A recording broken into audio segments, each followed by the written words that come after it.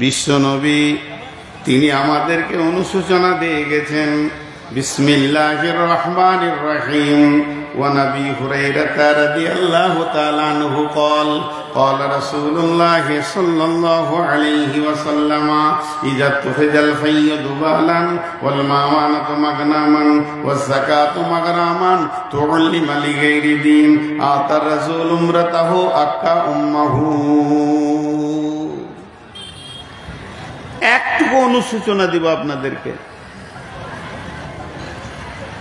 যতটি লোক বসে আছেন হাতগুলো ধরে বলছি 10 মিনিট আমাকে দেন, তারপর আমি বলবো আপনারা উঠে যান, তখন আপনারা আমাকে বলবেন আপনি সময় দেন। 10টা মিনিট চেয়েছি ভিখারির মতো 10টা মিনিট চেয়ে নিয়েছি। একটা উদাহরণ দিব, আমার উদাহরণগুলো খুব অ্যাপ্রোপ্রিয়েট। দোমোহনাতে একটা ছেলে বাসে চেপেছে, আর ওর পাশে এক মুরব্বি বসে আছে, আর ওই সিটের পেছনে আমার মতো বদমাস লোকটা বসে আছে। কি ঝামেলা লাগে দেখেন। যে ছেলেটা বাসে চেপেছে ও মুরব্বিকে বলছে, চাচা কিরে বাবা কলকাতা কত দূর যাবে? ও কলকাতা করণ দিকে গেছে, তো শুধুই যে কলকাতা কত দূর, ধৈর্য দেখেন। তো মুরব্বী ওর দিকে তাকিয়ে বলছে, ধৈর্য ধরে বা কলকাতা ঠিক পৌঁছাবি। আবার টুঙ্গি দিঘিতে বলছে, চাচা কলকাতা আর কত দূর? এবার মুরব্বী রেগে গেছে, ওর দিকে একবারে তাকালে ভঙ্গি করে মুখটা ঘুরিয়ে নিলে। বোতল বাড়িতে গিয়ে বলছে, চাচা, আবার একই কথা, চাচা। যেই চাচা বলেছে মুরব্বী রেগে গেছে, বলে ভ্যান করিস না, চুপ কর। আমার মতো রাগী লোক, আমি তো একটা বদমাস লোক, উঠে ওর মাথায় হাত দিয়ে বলছি, তোর মাথা বেরেন চলে গেছে নাকি রে, ঠুকে দিব তোর মাথাতে।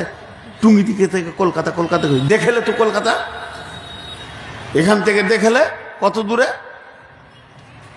আপনাদের কাছে আমার প্রশ্ন, কলকাতা দেখা যাবে? যাবে? এতগুলো লোক হ্যাঁ না বলে না। কলকাতা দেখা যাবে? দেখা যাবে না। মুখ নাই, দাঁত নাই, জিভ নাই, প্রাণ নাই। দেখেন কতগুলো জিনিস নাই। হাত নাই, পা নাই, মুখ নাই, দাঁত নাই, জিভ নাই, প্রাণ নাই, অথচ কথা বলে আপনাকে ভালো ভালো জ্ঞান দেবে, কখনো হাসাবে, কখনো কাঁদাবে, সোজা রাস্তা বলে দেবে, সব কিছু বলে দেবে। তাকে বলা হয় নীরব বন্ধু। নীরব বন্ধু। পৃথিবীতে একটা জিনিস আছে, সে আপনার নীরব, তার কাছে কোনো সাউন্ড নাই, অথচ আপনাকে জ্ঞান দেবে, ঘন্টার পর ঘন্টা বক্তব্য দিবে, আবার আপনাকে হাসাবে, কাঁদাবে, ভয় দেখাবে, সব রকম জ্ঞান দেবে। তার নাম হচ্ছে বই, কিতাব। হাত নাই, পা নাই, জিভ নাই, চোখ নাই, প্রাণ নাই। যখনই পাতা খুলবেন আপনাকে পাতায় পাতায় জ্ঞান দেবে, আপনাকে হাসাবে, ভালো জান্নাতের কথা শোনাবে, জাহান্নামের কথা শুনিয়ে কাঁদাবে, কবরের খবর দিয়ে আপনাকে ভয় দেখাবে, আপনার জিন্দেগির রাস্তাটা শুরু হয়ে যাবে। এর নাম হচ্ছে কিতাব, এর নাম হচ্ছে বই। এই বইকে যে বন্ধু করবে তার রাস্তা ক্লিয়ার হয়ে যাবে। তেমনি বন্ধুরে, করণ দিঘি থেকে কলকাতা দেখা যাবে যদি মগজ ঠিক থাকে, ব্রেন ঠিক থাকে। একবার জানলার দিকে তাকাও, দেখো মাইলস্টোনে লিখে দিয়েছে ইঞ্জিনিয়ার 485 কিলোমিটার। তোমার আর সন্দেহ থাকবে না 378 kilometre. Siliguri 127 kilometre, 120 kilometre, 186 kilometre. আপনি এখান থেকেই বুঝে নেবেন কলকাতা আর কত দূরে। দেখতে না পেলেও মন শান্তি হয়ে যাবে। ওই 400টা একবার 100 হয়ে যাবে। গাড়ি চলতে চলতে ওটা 90 হবে, 80 হবে, ওটা 70 হবে, 60 হবে, 50 হবে, 40 হবে, 30 হবে, 20 হবে, 10 হবে, 9 হবে, 8 হবে, 7 হবে, 6 হবে, 5 হবে, 4 হবে, 3 হবে, 2 হবে, এক হবে, যে জিরো লেখা থাকবে ওটাই হলো কলকাতা। আপনার গতিশীল জীবনটা আগাবে কলকাতার দিকে আগাচ্ছে।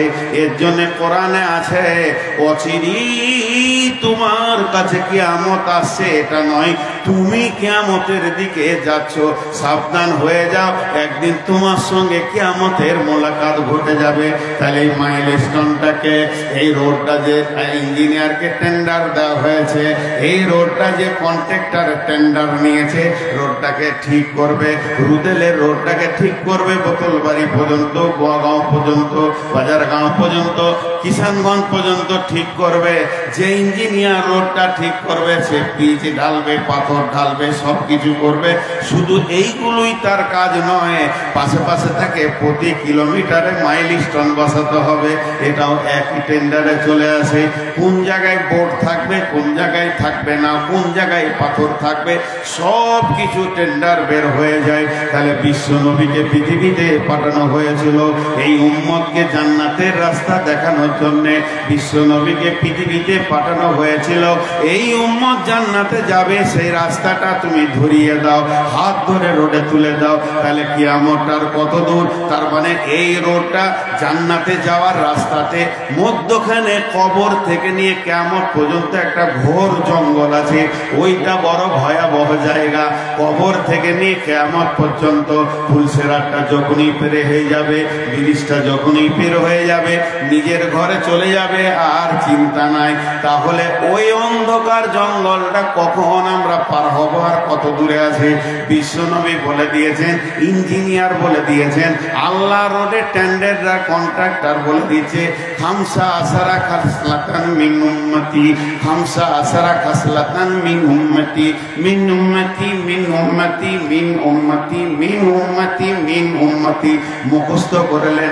নবীজি বলছেন 15টা জিনিস যখন আমার উম্মতের কাছ থেকে তোমরা পাবে, 15টা জিনিস যখন আমার উম্মতের কাছ থেকে পাবে।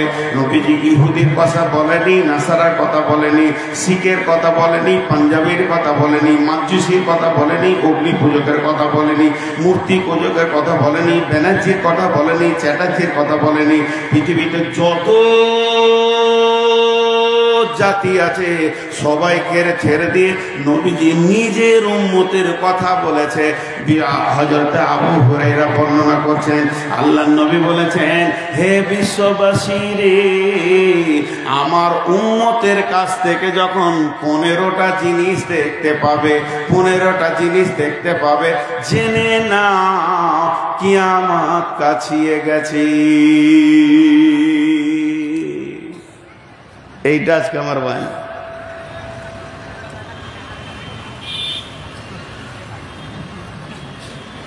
খুব ব্যস্ত না,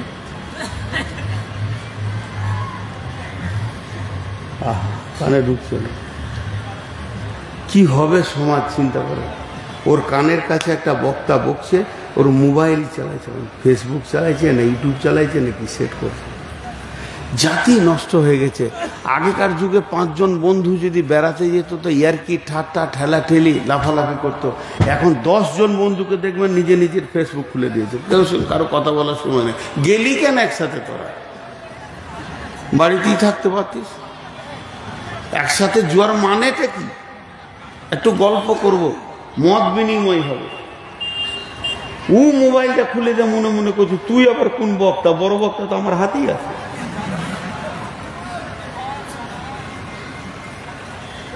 আহা, পানি খাই, এই দৃশ্যটা দেখলাম। কি পানি? ও আচ্ছা আচ্ছা, মাশাআল্লাহ। এবার আমি শুরু করছি। আল্লাহ রসুল আফসোস করে বলছে, আমার উম্মতরা এগুলো করবে। 1 নম্বরটা বাদ দিয়ে বলবো। 1 নম্বরটা খুব লোড, খুব ভারী, ওজন খুব, আপনারা নিতে পারবেন না। ওই জন্য 1 নম্বরটা বাদ দিয়ে বলবো না। 1 নম্বরটা বলবো, খুব সাবধান। কিন্তু বিশ্বনবী বলছেন, নাম্বার 1, ইযা তুখিজাল ফাইয়ুদু বালান, ইযা তুখিজাল ফাইয়ুদু বালান জনসাধারণের মাল মিম্বার প্রধানে লুটে খাবে। সরকারি বরাদ্দ টাকা, বিপিএল এর টাকা, ইন্দিরাবাসের টাকা, সড়ক যোজনার টাকা, কন্যাশ্রীর টাকা, রূপশ্রীর টাকা, বিদ্যালয় নির্মাণের পুনর্নির্মাণের টাকা, যত সরকারি কাজের বরাদ্দ হবে ওই বরাদ্দটা লিখবে একটা আর মাল দিবে আর একটা। আমার উম্মতের ভিতরে মুসলমান যে নেতা আছে, পঞ্চায়েতের প্রধান আছে, অন্য জাতিরা খাবে, তাদের সঙ্গে আমাদের সম্পর্ক নাই। তাদের সুদ হালাল, তাদের মাল মেরে নেওয়া হালাল, লুটে নেওয়া হালাল। কিন্তু ইসলাম তো এর ব্যাপারে কথা বলেছে, জনসাধারণের মাল নেতারা লুটে লুটে খাবে। আর মিম্বার প্রধান মিলে সঙ্গে ডিলারকে নিয়ে টন টন চাল ডান দিক থেকে বাঁ দিকে চলে যাবে। এটা হলো কিয়ামতের আলামত।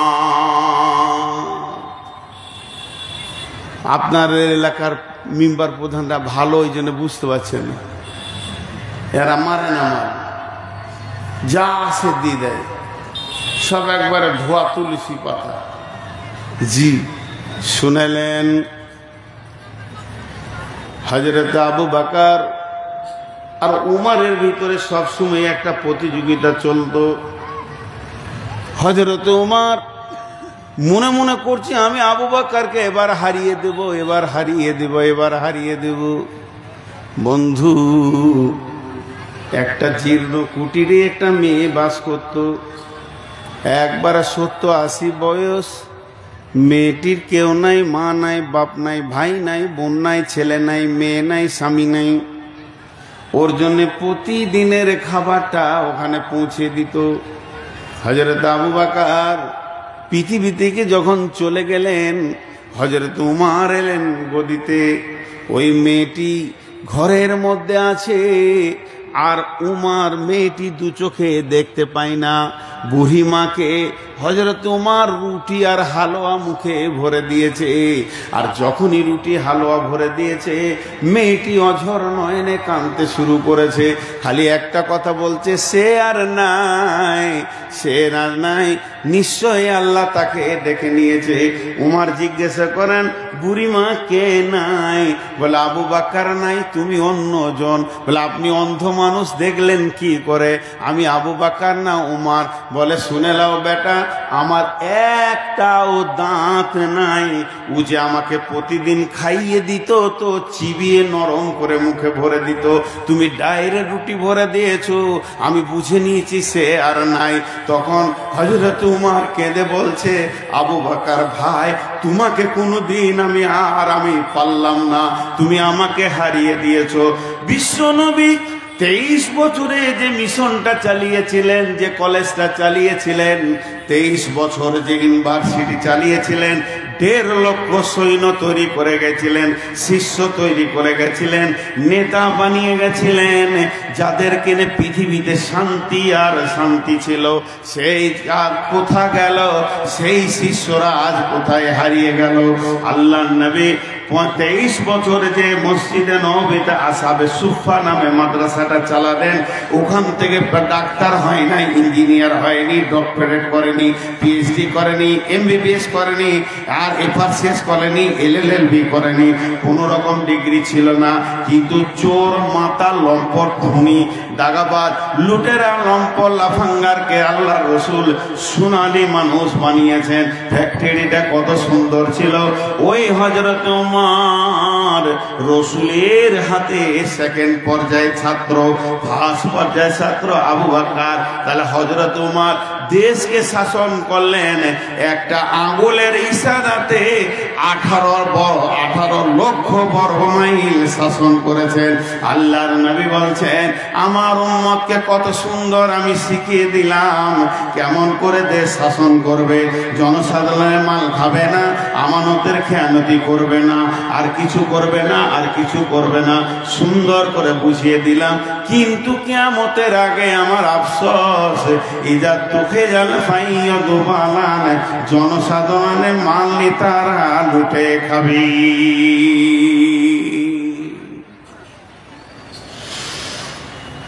আজকে আমাদের অবস্থা কি ভাবেন একটু। আমি দেয়ালে যদি একটা দাগ টেনে দিই বোর্ডে, ওই দাগটা ছোট না বড় আপনি বলতে পারবেন না।